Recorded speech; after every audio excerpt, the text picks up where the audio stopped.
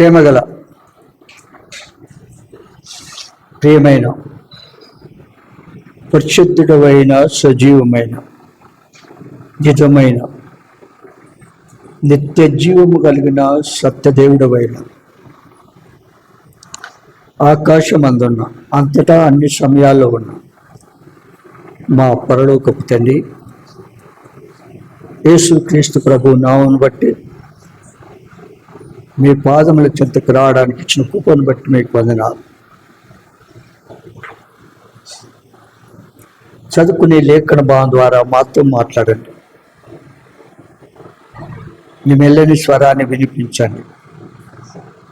ఆరాధన ఆత్మతో మమ్మల్ని నింపండి. ఆత్మతో సత్యంతో ఆరాధించడానికి కృప దయచేయండి.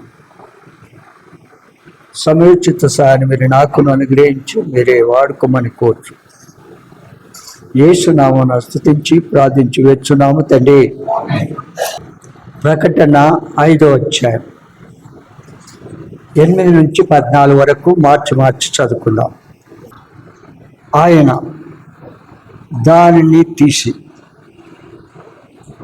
కొనినప్పుడు ఆ 4 జీవులను వీణెలను ధూపద్రవ్యములతో నిండిన సువర్ణ పాత్రలను పట్టుకొని ఉన్న ఆ 24 పెద్దలను ఆ గొర్రెపిల్ల ఎదుట సాగిలపడి ఆ పాత్రలు పరిశుద్ధుల ప్రార్థనలు.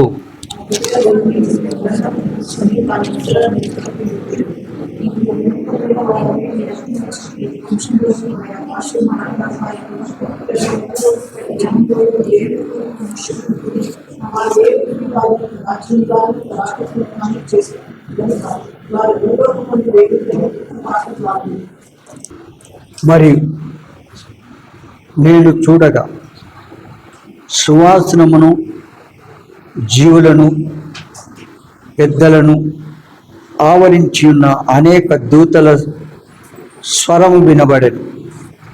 వారి లెక్క కోట్ల కొలదిగా ఉండెను.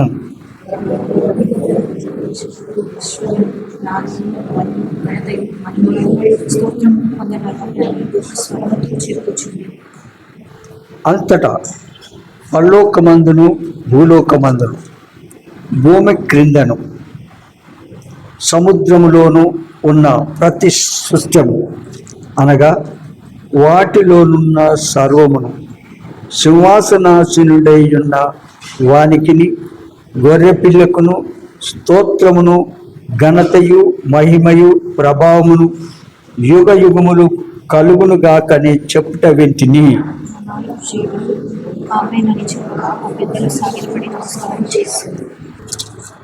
ఇక్కడ కొంతవరకు మనం చూసుకుంటూ వచ్చాము. ఈ అధ్యాయం అంతట్లో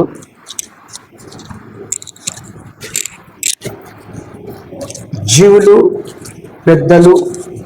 పెద్దల ఆరాధన, దూతల ఆరాధన, సృష్టి ఆరాధన మనం చూస్తూ వచ్చినాం.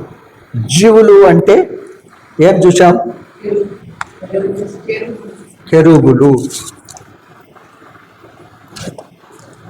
జీవుల ఆరాధన, పెద్దలతో జీవులను గొర్రెపిల్ల ఎదుట సాగిలపడను. అందరి ఆరాధనలకు సమ్మతిగా ఆమెనని చెప్పబడను. అందరి ఆరాధనలకు సమ్మతిగా ఆమెన్ అని చెప్పబడను. ఒక వ్యక్తి ఆరాధన చేసిన, ప్రార్థన చేసిన వారి ఆరాధనలోను వారి ప్రార్థనలో కూడా మనం ఏకీభవించి ఆమెన్ అని చెప్పాలి. మీరు ఆమెన్ చెప్పడం లేదంటే మీ బాడీ ప్రజెంట్, మైండ్ ఆబ్సెంట్. అంతేనా? మీరు ఉన్నారు, ఇక్కడ కూర్చున్నారు, కానీ మీ లోకమంతా సంచారం చేస్తుందని గుర్తు ఆమెన్ చెప్పకపోవడానికి.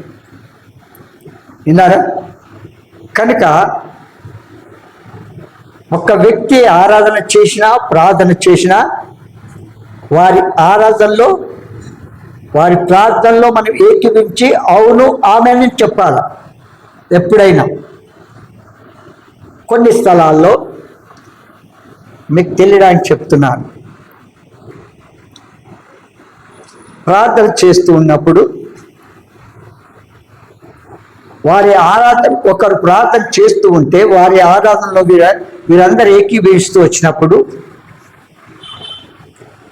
దేవుని ఆత్మ వారిలోకి ప్రవేశించినప్పుడు వారు ఏం చేస్తారంటే అవును అని వెలుపటికి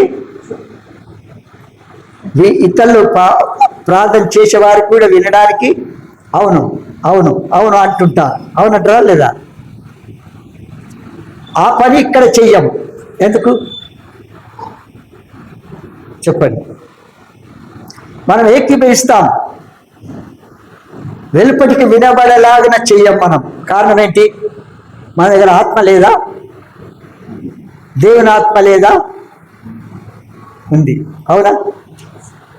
ఎందుకు మీరు తెలుసుకోవాలని చెప్తున్నానంటే, నేను ప్రార్థన చేస్తూ ఉంటే నాకు దేవునికి సంబంధం కలిగి ఉన్నాను, దేవునితో నేను మాట్లాడుతున్నాను, నా ప్రతి అక్కర దేవునికి చెప్తుంటున్నాను. అవును అంటే నా దృష్టి దేవునిపై నుంచి వెళ్ళి ఇక్కడ ఉన్న సౌండ్ మీదకి వచ్చేస్తుంది. అర్థమైందిగా? ఈ సత్యాన్ని మీరు తెలుసుకొని ఉండాలి ఎవరైనా ఆన్సర్ చేయడానికి. విన్నారా?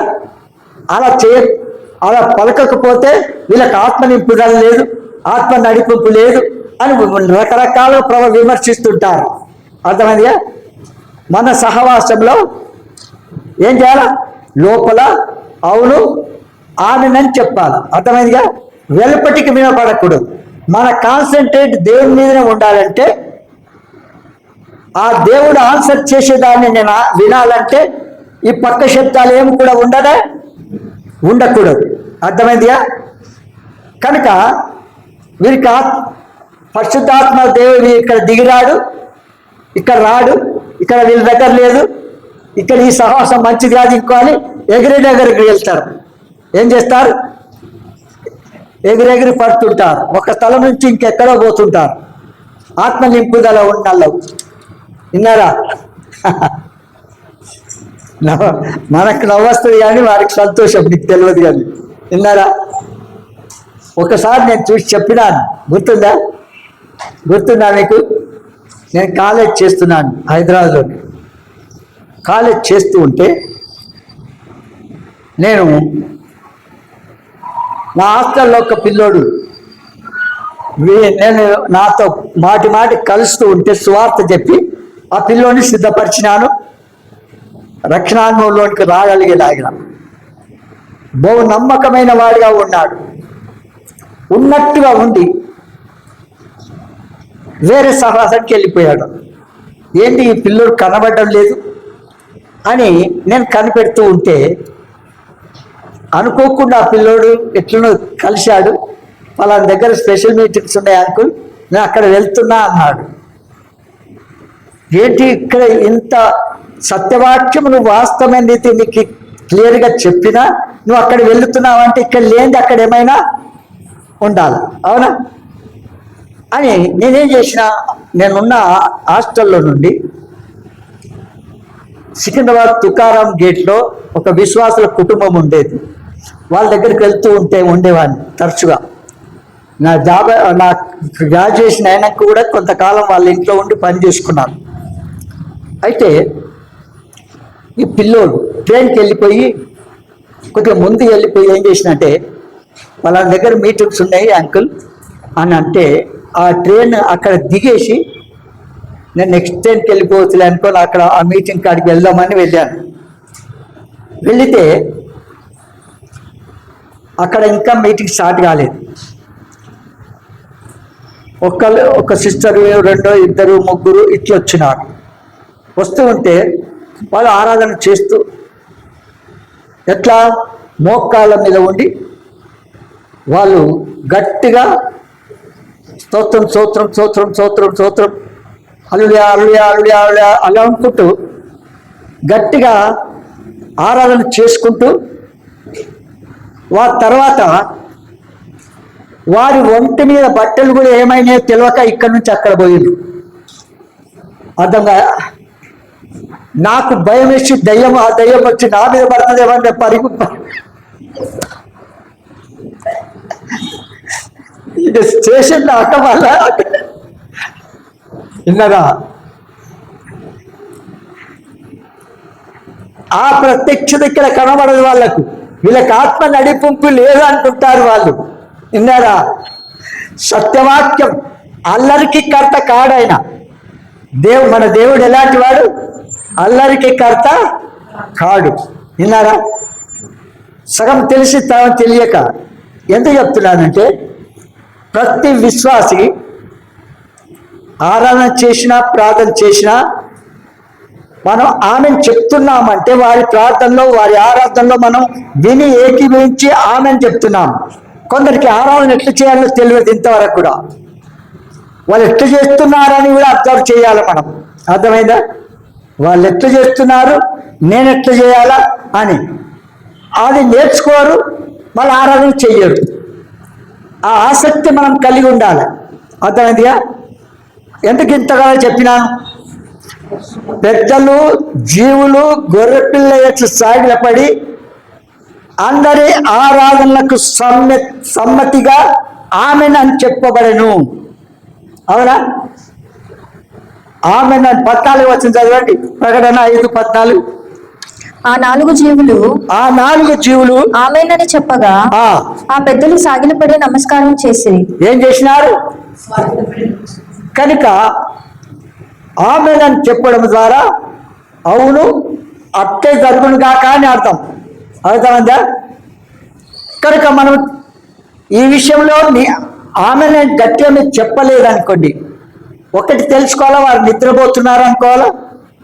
రెండవది వాళ్ళ దృష్టి ఇక్కడ లేదని తెలుసుకోవాలి. అర్థమైందా? ఇక అంతకంటే అది వాళ్ళు ఉన్నారు మందిరంలో, బాడీ ప్రజెంట్, కానీ వాళ్ళ మైండ్ ఎక్కడో పరిగెత్తుతూ ఉంటుంది. అట్లా ఉండకూడదు.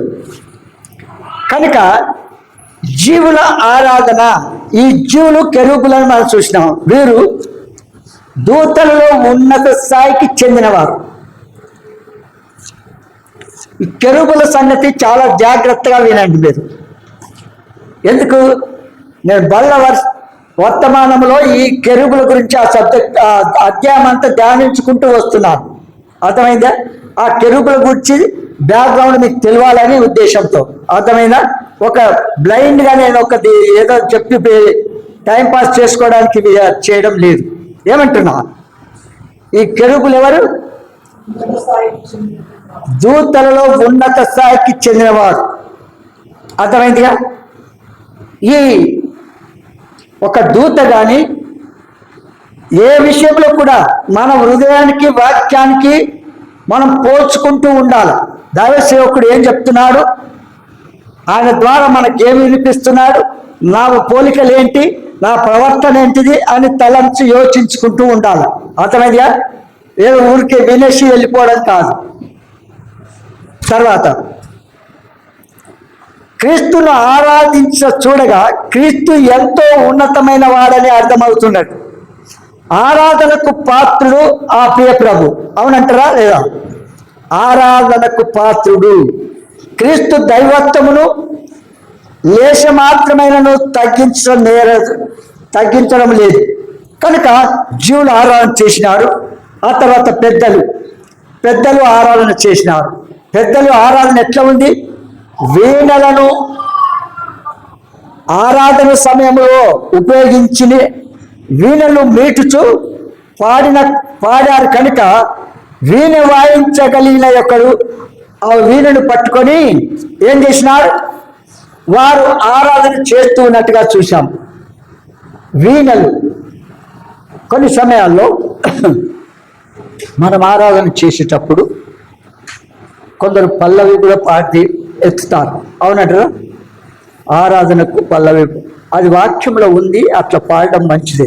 ప్రభుని స్తుతించడము, పాట పాడము, ఆరాధనకు సంబంధించిన పాట పాడడము మంచిదే. దాన్ని బట్టి మీకు ఇంతవరకు చెప్పినాను కనుక నోటితో చెప్తున్నాను. 1 సమూయేలు 16:16 ఏమంటాడంటే, సౌలు దురాత్మతో ఉన్నప్పుడు ఆ దురాత్మ ఎక్కడి నుంచి వచ్చింది? దేవుని యొద్ద నుండే వచ్చింది. దేవుని యొద్ద నుండి ఆ దురాత్మ సౌలు దగ్గరికి వచ్చినప్పుడు ఇప్పుడు తనకున్నటువంటి ఎవరు సైనికుల మరి వారి యొద్ద ఉన్న ఎవరు? వారు మీ సెలవైతే వీణలు వాయించగలిగే ఒక నేర్పరి కలిగిన వ్యక్తిని పిలుస్తాము. వీణ వాయిస్తే మీకున్న అపవిత్రాత్మ వెళ్ళిపోతుంది అని అంటే, సరే మంచిది తెప్పియండి అన్న తర్వాత ఎవరు పిలిచారు? దావీదు మంచి వీణ వాయించగలిగిన నేర్పరి కలిగిన వాడు. ఆ దినాల్లో ఎవరు నేర్పారు? అది ఆయనకు గిఫ్ట్. అది మనకున్న గిఫ్ట్ దేవుని మహిమార్థం వాడబడాలి. కొందరు ఆ గిఫ్ట్ ఉన్న కూడా సైతాను ఆత్మతే నింపబడి వాడబడారు. దేవుని మందిరం వాడరు. ఏం చేయరు? సైలెంట్గా ఉంటారు, రానట్టుగా. అది దైవ క్రమము కాదు. కనుక ఆ విషయం ఈ పెద్దలు పెళ్లి కుమార్తె సంగమునకు సూచనగా అని మనం చూస్తూ వచ్చినాం. అయితే సింహాసనాసీనుడైన వాణి యొద్ద కిరీటములు, వీణలు, సువర్ణ పాత్రలు బహుమతిగా పొందినారు కాబోలు.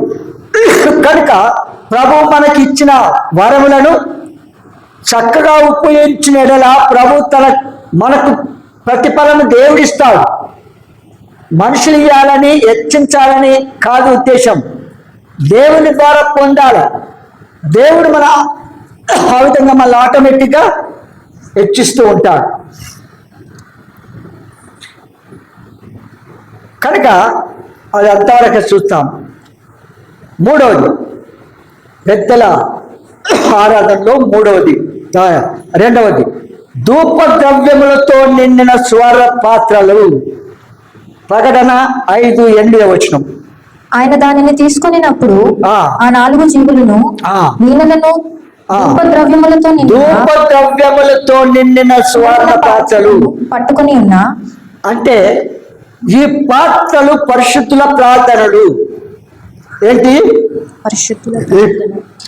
ఈ పాత్రలు పరిశుద్ధుల ప్రార్థన.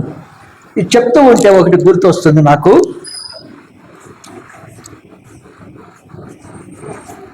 పరలోకంలో దేవుడు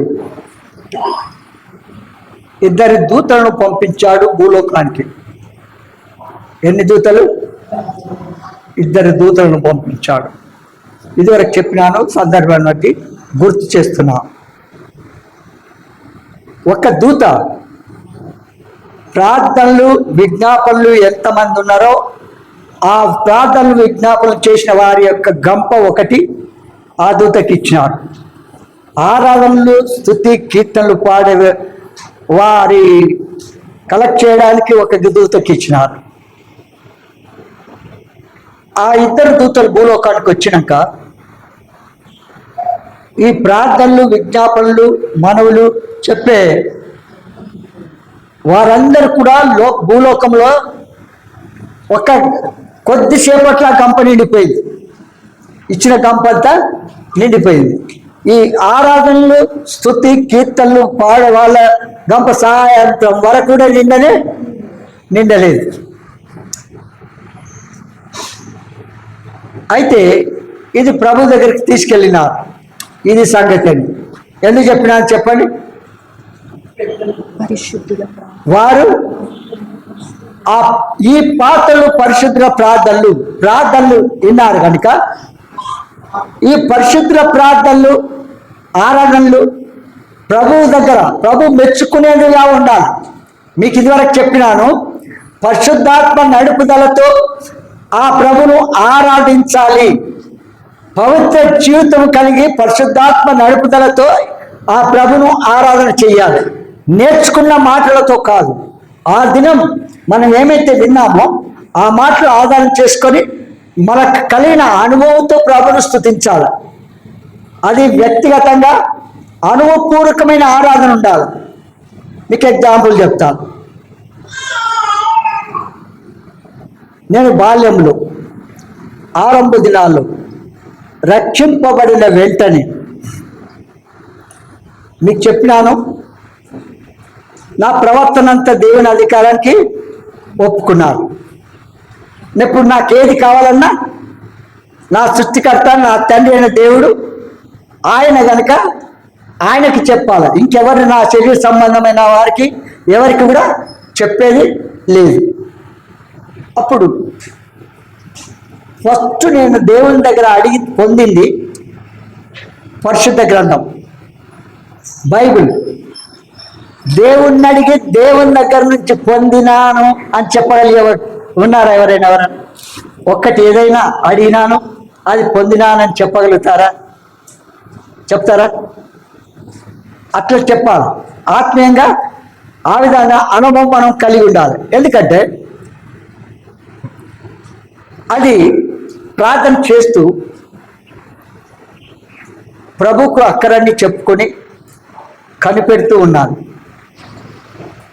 ప్రభు అన్నాడు, మీ ఆహారం కొరకు ప్రభుతో నేను చెప్పినాను ఏంటంటే, అబ్బా శరీరానికి కావాల్సిన ఆహారం నాకు ఉంది, ఆత్మీయమైన ఆహారం నాకు కావాలంటే పరిశుద్ధ గ్రంథం బైబిల్ చదవకుండా వందనం ముమ్మారు నేను చదువుకోకుండా ఉంటే ఆత్మీయంగా చల్లారిపోయి వెనుకంజ వేస్తానేమో, పాపం చేస్తానేమో.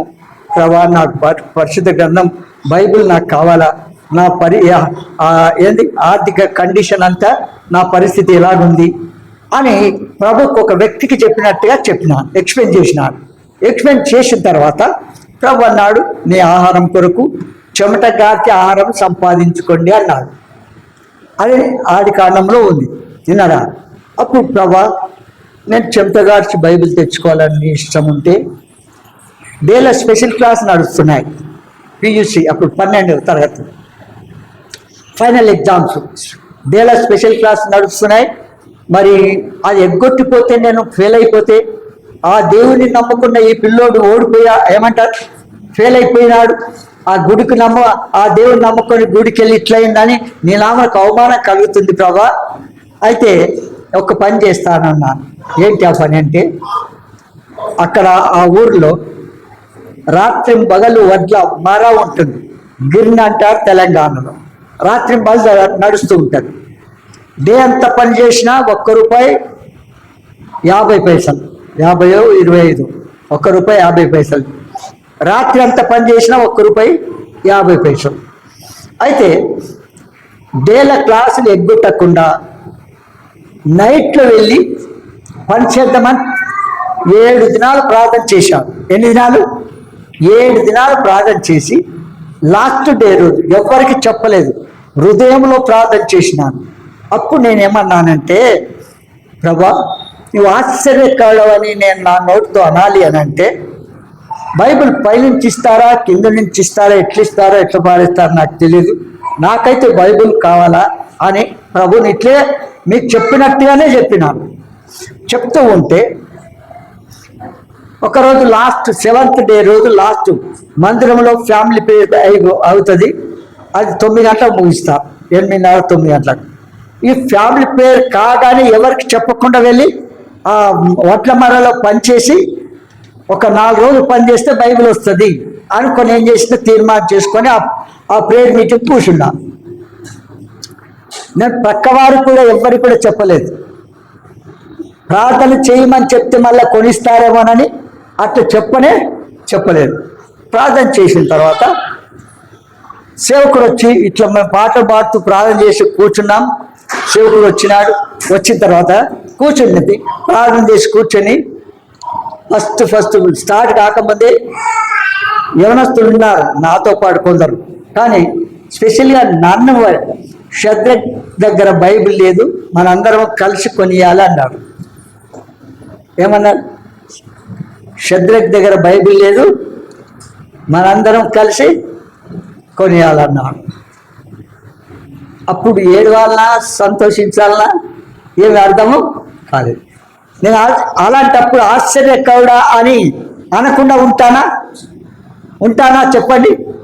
ఎట్టి పరిస్థితిలో కూడా అలాంటి ఎన్నో గొప్ప కార్యాలు చేసినాడు దేవుడు, ఎన్నో గొప్ప కార్యాలు చేసినాడు. కనుక అలాంటి దేవుని స్తుతించడానికి ఆరాధించడానికి వెనుకాడకూడదు. అన్నిటికంటే ముఖ్యముగా పాపములో, అంధకారంలో, చీకటిలో, లోకంలో నిత్య నాశనానికి, నరకానికి, మరణానికి, శిక్షకు పాత్రముగా ఉన్న మనలను ప్రేమించి తన ప్రజల ద్వారా ఆయన రక్షణ స్వార్థ అందించి మన నిజస్థితిని తెలియజేసి మన పాపములను పాపం ద్వారా వచ్చే శిక్ష మరణమని బయలుపరిచినందుకు పరిశుద్ధాత్మ దేవుడు మన కార్యం జరిగించిన వెంటనే ఆయనే నిజమైన సజీవమైన నిత్య జీవము కలిగిన సత్యదేవుడని నమ్మి ఆయన మరణ భూస్థాపన పునరుద్ధానం అందు విశ్వాసం ద్వారా గొప్ప రక్షణ కలిగజేయలేదా? చెప్పండి. మన పాపములను ఎవరు క్షమించలేని పాపములను ఆ ప్రభు క్షమించలేదా? తూర్పు పడమటికి ఎంత దూరం అంత ఎడా చేయలేదా? తిరిగి వాటిని జ్ఞాపకం చేసుకున్నాను అని చెప్పలేదా? చెప్పండి. నాతో అయితే చెప్పాడు. నేను ప్రతి చిన్నదానికి ప్రశ్నించేవాడిని. ప్రభా, నేను పాపాలు అయితే ఒప్పుకున్నాను, నా పాపాలు క్షమించినట్టుగా ఎట్టు తెలుసు అంటే నెక్స్ట్ ప్రేయర్ మీటింగ్ ఆరాధనకి రాగానే నీ పాపములు తూర్పుకు పడమటికి ఎంత అంత ఎడాం చేసినాను అన్నాడు. అంతకన్నా ఇంకేమి కావాలా? విన్నారా? ఇట్లా ప్రతిదానికి నేను నా పాపము క్షమిస్తాడా అనుకున్నాను, ఇంత ఘోర పాపిని క్షమిస్తాడా అనుకున్నాను. నీ పాపములు రక్తం వల్ల ఎర్రను అవి హిమముల తెల్లగా చేస్తాను అన్నాడు. ఒక వ్యక్తి మాట్లాడిన రీతిగా నాతో మాట్లాడుతూ వచ్చినాడు. కనుక అలాంటి సాక్ష్యాన్ని మనం కలిగి ఆ అనుపూర్వకంగా ప్రభును స్తుతించి ఆరాధించాలి. అర్థమైందిగా? కనుక ఇక్కడ అంటాడు దూతల ఆరాధన చెప్పినప్పుడు వారి ఆరాధన ఎట్లుంది? పరిశుద్ధాత్మతో నింపబడినప్పుడు వారి ఆరాధన చూస్తే వారి ఆరాధన దేవుడు ఆగ్రహించి ఆనందించాడు. వారి ఆరాధన ఆగ్రహించి ఆనందించాడు. మన ఆరాధన అట్లుండాలి. ఏదో నేర్చుకున్న మాటలు ఎప్పుడు చెప్పినవి కాకుండా అనుభవపూర్వకమైన ఆరాధన ప్రభుకు చెయ్యాలి. ఎప్పుడు చెప్పినా అది అనుభవపూర్వకంగా ఉండాలి. తర్వాత అందులోనే పెద్దల ఆరాధనలోనే 3వ పాయింట్ సాగిల పడట. వారు 8వ వచనం, ప్రకటన 5:8.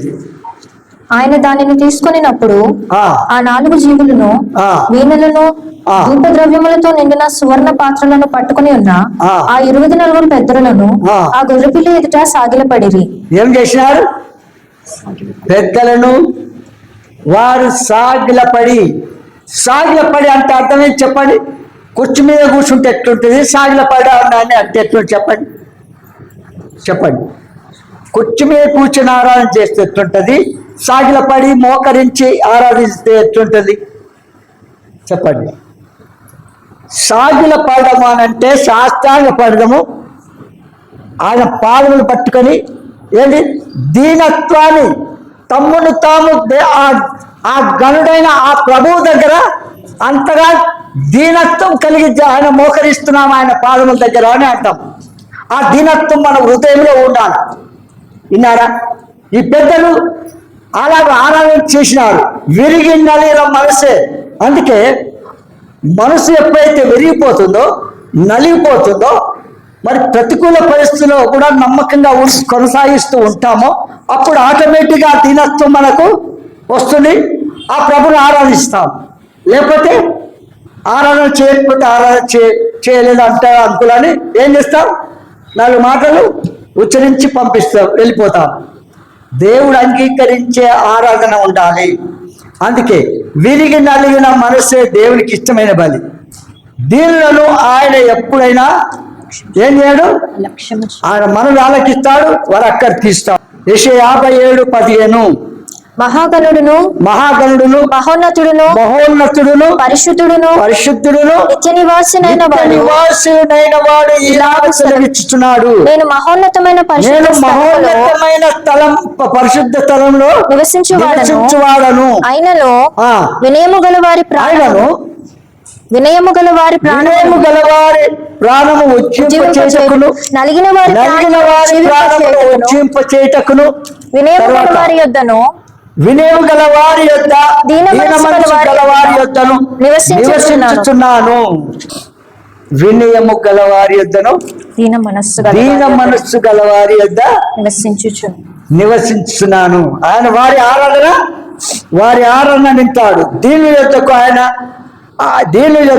ఆయన నివసించును అంటాడు. యెషయా గ్రంథము 66 2వ వచనం. అవన్నీ నా హస్తకృతములు, అవి నా వలన కలిగినవి యెహోవా సెలవిస్తున్నాడు. ఎవడు దీనుడై నలిగిన హృదయం గలవాడై నా మాట విని వణుకుచుండునో వానినే నేను దృష్టించుచున్నాను. ఎందుకు దీనత్వం కలగాలి? నాకేం తక్కువ ఉందండి? ఏమని నాకేం తక్కువ ఉంది? లోకరీతిగా పోల్చుకుంటాం మనం. దేవుడి కృప ద్వారా ఏదైనా పొందితే అది ఆయన కృప ద్వారా పొందినామని థ్యాంక్స్ చెప్పాలా? విన్నారా? అంతేగా దాన్ని ఉప్పొంగకూడదు, అతిశయించకూడదు, గర్వించకూడదు. అందుకంటాడు, ఎవడు దీనుడై నలిగిన హృదయం గలవాడై నా మాట విని వణుకుచుండునో. వణుకుతాం మనం? వణుకుతామా? ఎప్పుడన్నా వణుకుతారా? ఇంకా మంచిది. అట్లే మత్తయి 5:3 ఏమంటాడు? దీనులైన మీరు ధన్యులు, పరలోక రాజ్యము వారిది. ఇట్లా ఇవన్నీ చూడాలంటే చాలా సంగతులు ఉన్నాయి దీనులు అనే విషయంలో. విన్నారా?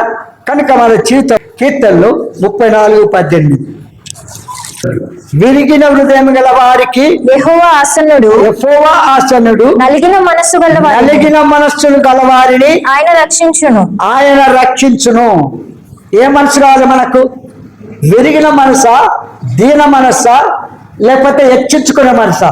నాకేం తక్కువ అనే స్వభావం కలిగితే ఎవరంటారు? ఆ మాట ఎవరంటారు? ఆత్మీయంగా ఇంకా ఎవరైతే దీనులు కాలేదో, శరీర స్వభావం కలిగి లోకంలో కొనసాగుతున్నారో అలాంటి వారు ఎంత చెప్పినా దీనత్వం రాదు. వాళ్ళకి గర్వం పోదు. కనుక అది మనం ఏం చేయలేము కూడా. ఇది 3వది, పెద్దల ఆరాధనలో 3వది. మొదటిది ఏంటి? వీళ్ళని పట్టుకొని ఆరాధిస్తున్నారు. 2వది ధూప ద్రవ్యములతో నిండిన సువర్ణ పాత్రలు. 3వది ఇంకా సాగిల పడి ఆరాధన చేస్తున్నారు. అవునా? 4వది ఆరాధనలో వారి గురి. ప్రకటన 5:6 వచనం. మరియు సింహాసనములకును ఆ 4 జీవులకును పెద్దలకును మధ్యను వధింపబడినట్లుండిన గొర్రెపిల్ల నిలిచి ఉండుట చూచితిని. పెద్దలకును మధ్యను వధింపబడినట్లు గొర్రెపిల్ల నిలిచి ఉండుట చూచితిని. ఆ గొర్రెపిల్లకు 7 కొమ్ములను 7 కన్నులను ఉండెను. 7 కన్నులు ఉండెను. ఆ కన్నులు భూమి అంతటికి పంపబడిన దేవుని 7 ఆత్మలు. కనుక ఇక్కడ వధింపబడిన గొర్రెపిల్ల మీదనే ఆ పెద్దల దృష్టి ఉన్నది. ఎవరి మీద? వధింపబడిన గొర్రెపిల్ల మీదనే వారి పెద్దల దృష్టి ఉంది. అట్లా అంటే ఇది ఇప్పుడు మీరు చెప్పాను. మన దృష్టి, మన కాన్సన్ట్రేట్ ఆరాధన కానీ ప్రార్థన చేసినప్పుడు ఎవరి మీద ఉండాలా? దేవుని మీద, ప్రభు మీదనే ఉండాలి. కనుక ఇటు అటు తిరగకూడదు. కొందరు ఆరాధన చేసుకుంటూ కళ్ళు తెరుస్తారు, కొందరు ప్రార్థన చేసుకుంటూ కళ్ళు తెరుస్తుంటారు. వారి దృష్టి దేవుని మీద ఉన్నట్టేనా? కనుక అట్లు మన కళ్ళు మూసుకునేది ఎందుకు చెప్పండి?